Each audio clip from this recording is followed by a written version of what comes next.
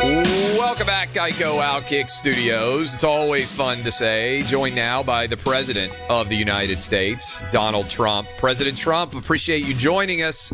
You going to be watching the U.S. Open at all? Have you played winged foot before? I'm actually a member of Winged Foot. Well, that's a pretty good deal. Many times. It's a great place.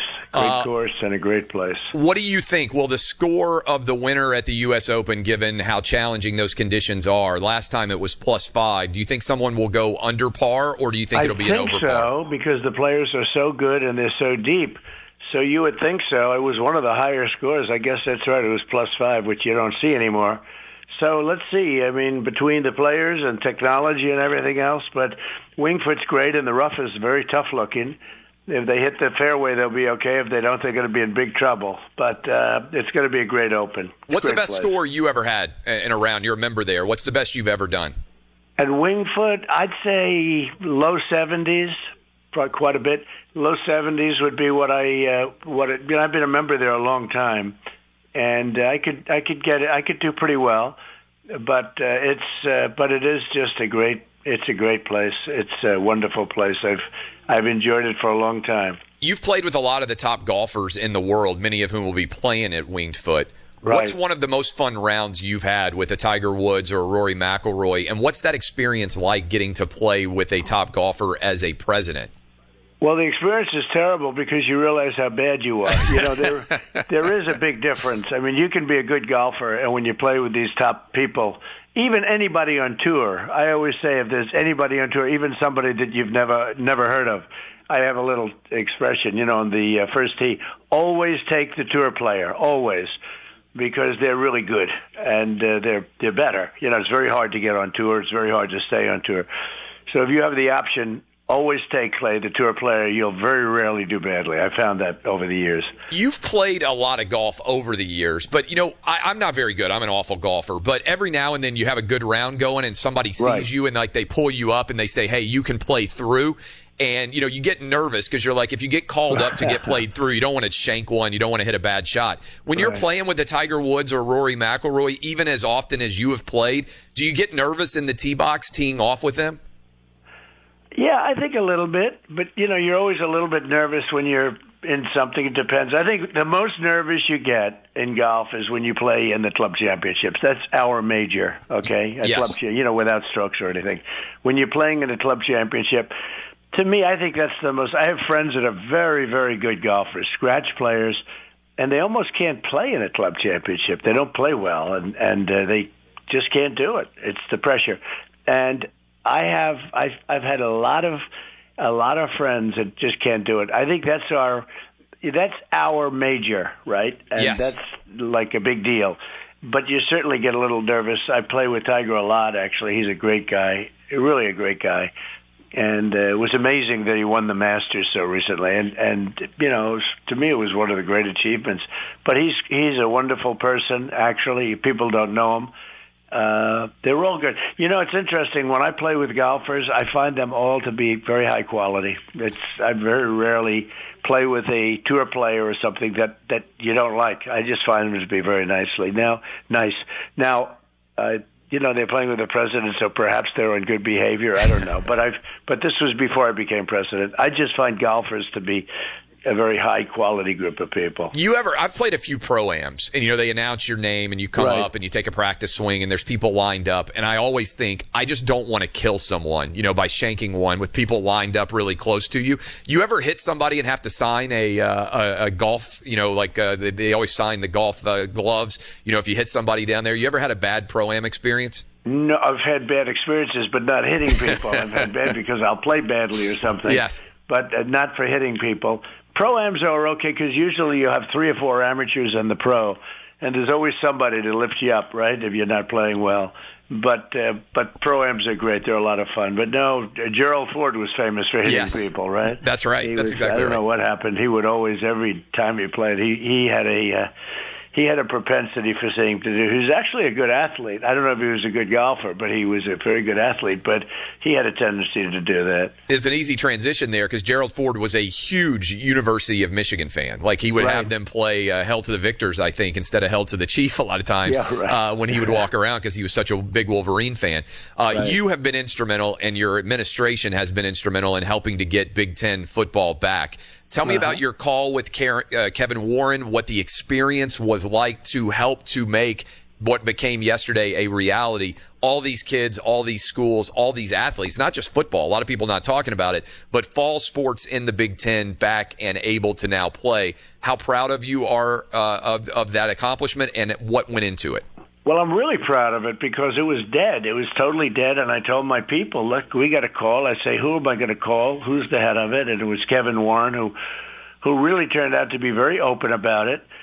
And I said, Kevin, look, we'll help you with testing. We'll help you. We'll get you everything that you need. But you got to get it back for those states. Those states want it. They're real football states, as you can understand, and, great teams, and very unfair to players. It may be their last chance to show their skills to the NFL, and so they wouldn't get that. And I'll tell you, a group of people came together so fast once we started it because they sort of gave up. Although I will tell you who didn't give up. The parents didn't give up, and the players didn't give up. They just wanted to play.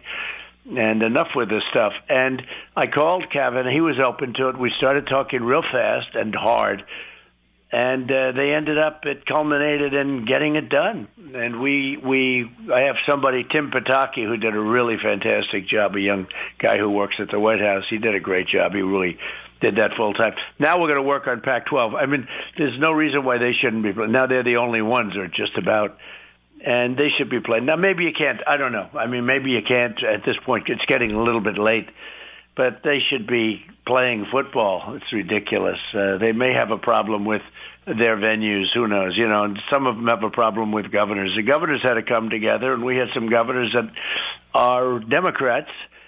And it wasn't easy, but we got it. We got it done. And you're going to have some great football, Big Ten football. It's really terrific. We're talking to the President of the United States, Donald Trump, and I know, based on my background interacting with him, Tim Pataki did an incredible job, who you just gave a shout-out. He's an Ohio State grad.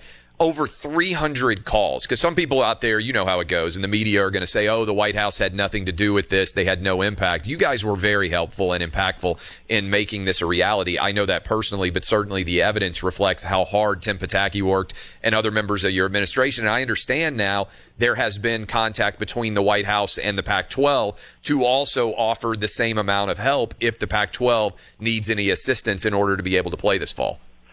Well, I can tell you, Big Ten just needed some confidence in it and some backing, but we're given a lot of backing. No, without us, I'm not saying this for any reason. It was a terrible thing. We did it. We absolutely did it. If we didn't get involved, you wouldn't even be talking about Big Ten right now. They had no chance of playing. They weren't going to play. And as soon as we did it for political reasons, a couple of people said, oh, they had nothing to do with it. They had nothing to do. And I'll tell you when I don't have something to do. Sometimes I get credit for something I shouldn't, in all fairness. That's okay, too. I'll take it. But in this case, Tim and his whole group and me made a lot of calls to a lot of people to get this thing done. And it's sort of sad when you do something and then you have a Democrat or opponent saying, well, they had nothing to do, and they know it's not true. We got it going. We got it started. We were able to show them the different testings, and they knew a lot about the testing anyway, but they just decided to go closed, and it was just not a good decision. And Kevin Warren did a fantastic job, by the way. Gave him a lot of credit. He got out, and they just did a big reversal, and it's hard to do a reversal. You make a decision, and now you have to say the decision we're going to change. So it's really a hard thing to do, but Kevin was fantastic, and some of the people we worked with were great. But no, we got that one open, and we're going to see what we can do. I hear there's a little flexibility at Pac-12, so I don't want to get people's hopes up too high, but there's a little bit of flexibility there. We'll see if we can do it. When you look at the decisions that are being made in general, like Joe Biden ran television advertisements blaming you, I think it was in Michigan, Wisconsin, and Pennsylvania, for there not being Big Ten football. Do you think that he will apologize now that you've helped to make Big Ten football a reality? Maybe start running ads praising you? Well, they did worse ads. They did ads that I said horrible things about soldiers who had died. And that turned out to be a totally false story. It was made up. It's called disinformation, if you know what that is in the sports world.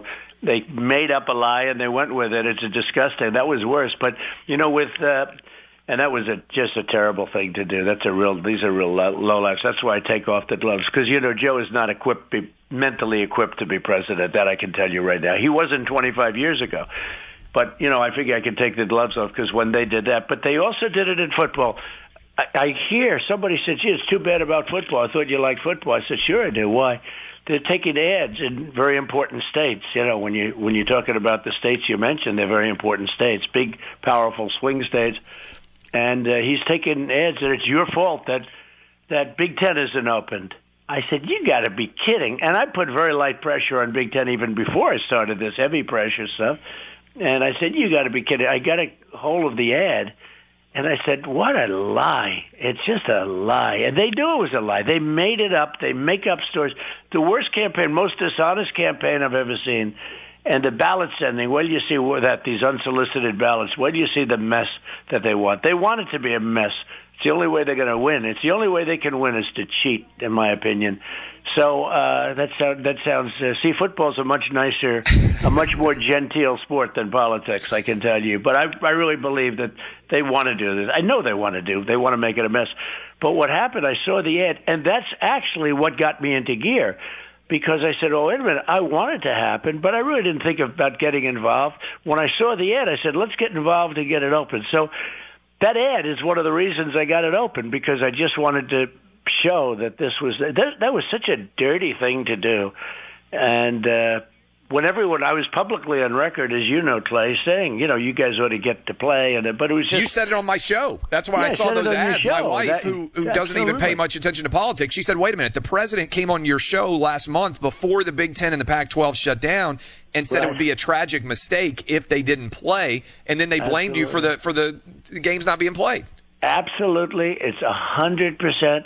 And tell your wife I appreciate her good memory, because some people don't remember so well. Your wife has the memory. You probably don't remember it, and she does. It's the way you're married. Well, right? You know how marriage goes. She remembers everything I've ever done that's not perfect. And by the way, it was so egregious, and it was terrible. And because of that, I actually activated, and we got it done.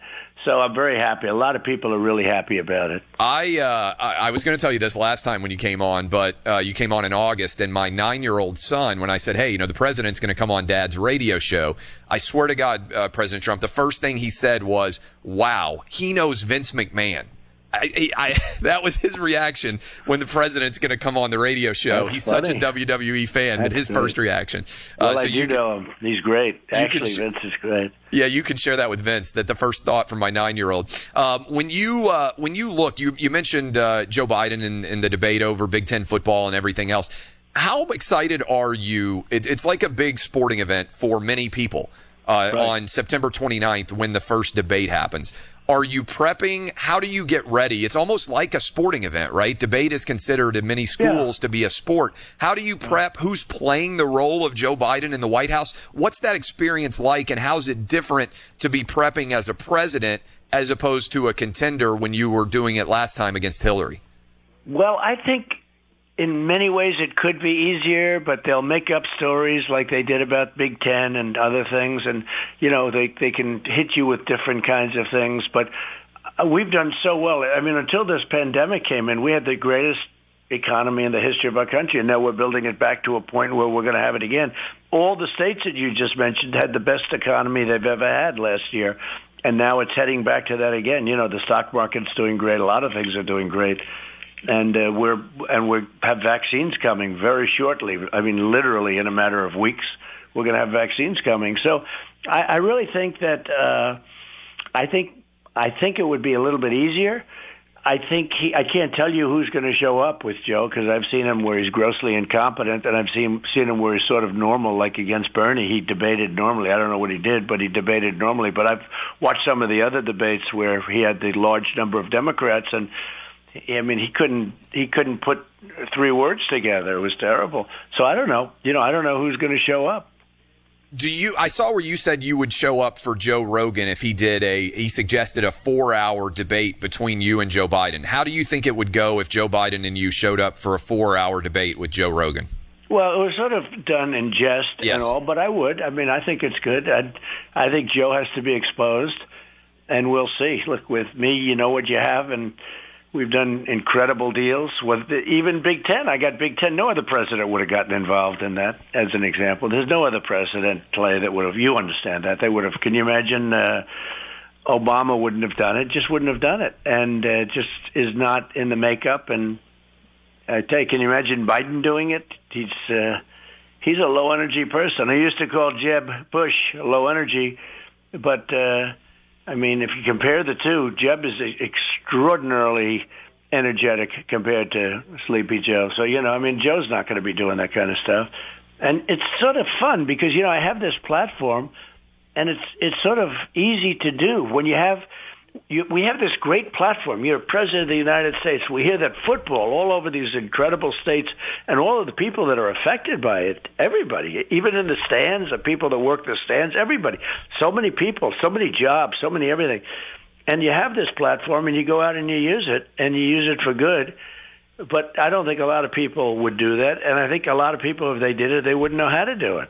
I think you're right, and it's crazy to me that you get criticized for getting football back, right? I mean, like some of the media out there, they're upset because you got it back. And this goes to my mom. I mentioned my wife earlier, but she said, hey, make sure you tell the president this for me. So she's a big supporter. And she said the other day, if President Trump went out in a boat, and somebody's hat blew off and he stepped out of the boat, walked on water and picked up the hat and brought it back to the fisherman.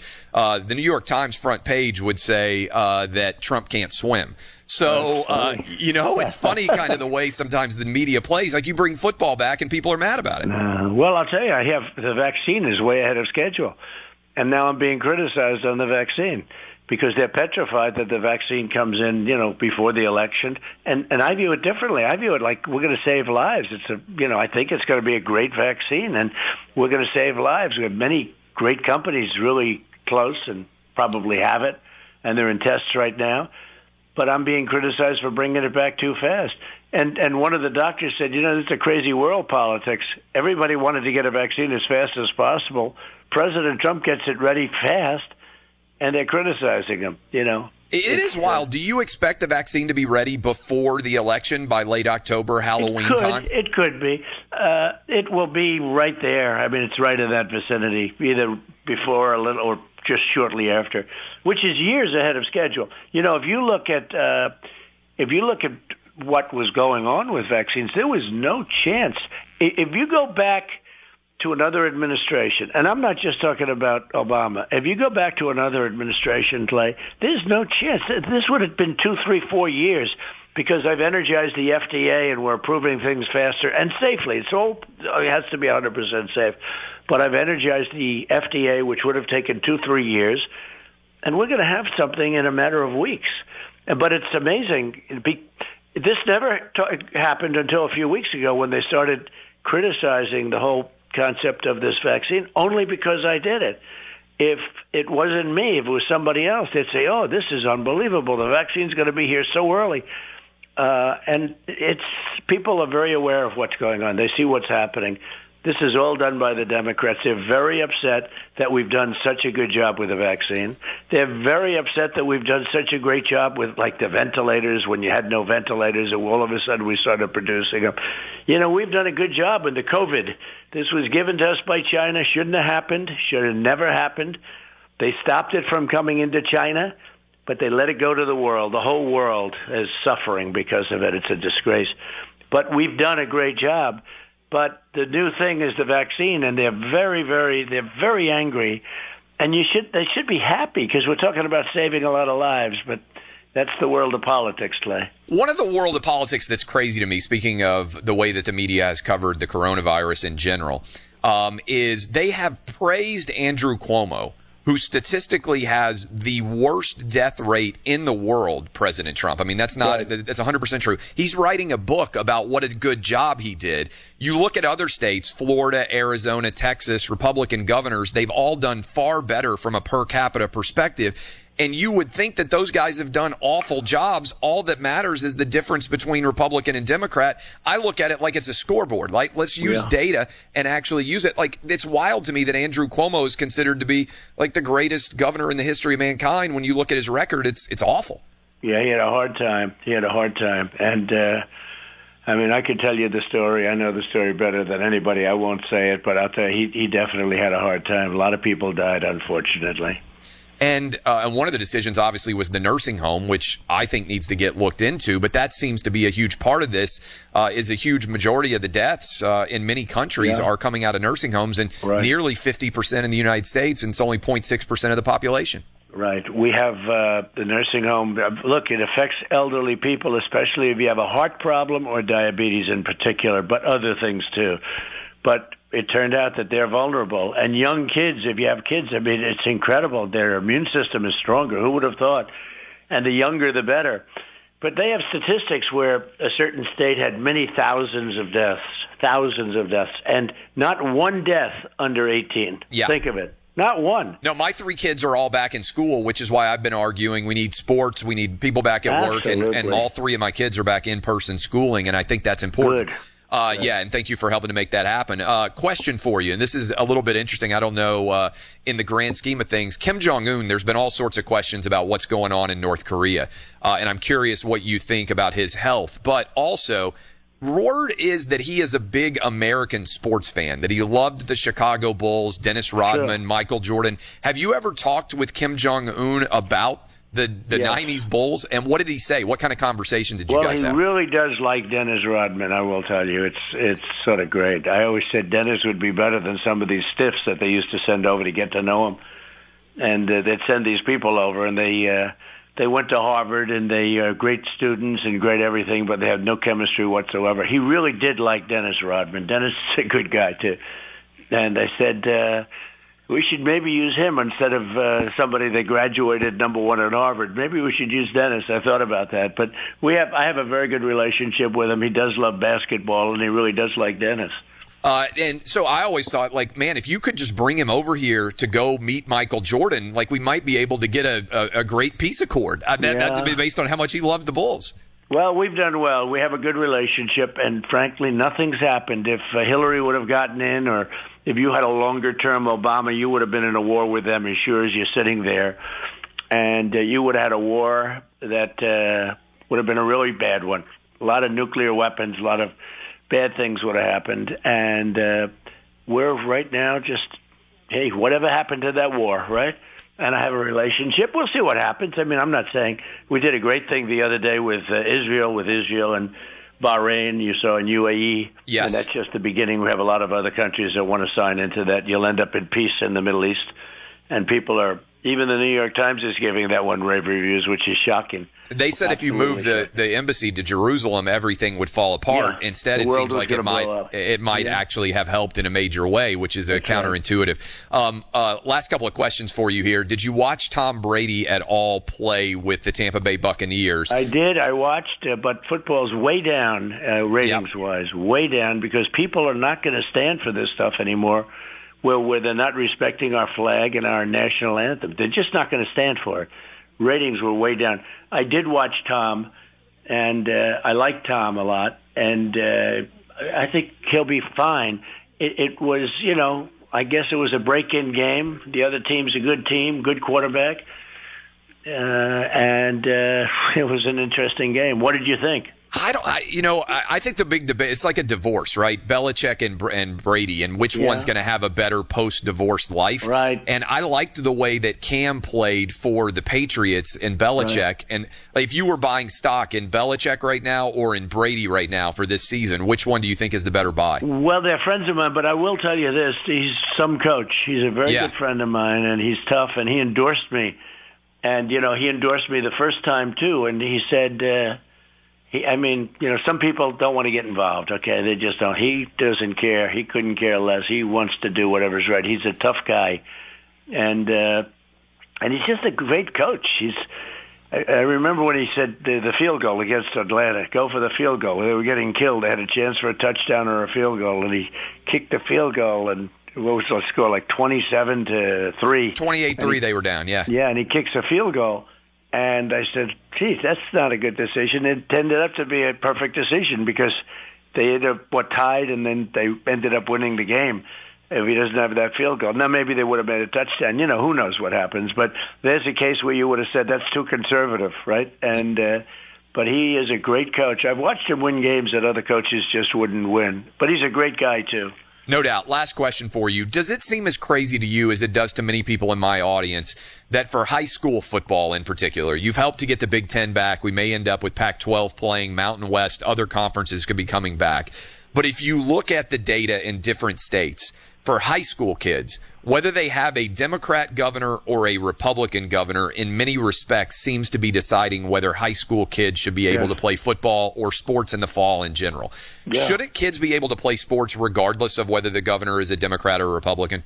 Well, it's too bad it has to be that way. But if you look at these states with high crime, they're run by Democrats. You look at the cities with high crime, they're run by Democrats. And the Democrats, I'll tell you what, their philosophies are not working too well. And certainly their philosophies on law and order are working very badly. You look at all of the places that have problems, you know, Portland, look at that. It's run by these radical left Democrats. It's a disaster. We go in, I could fix that up in a half an hour.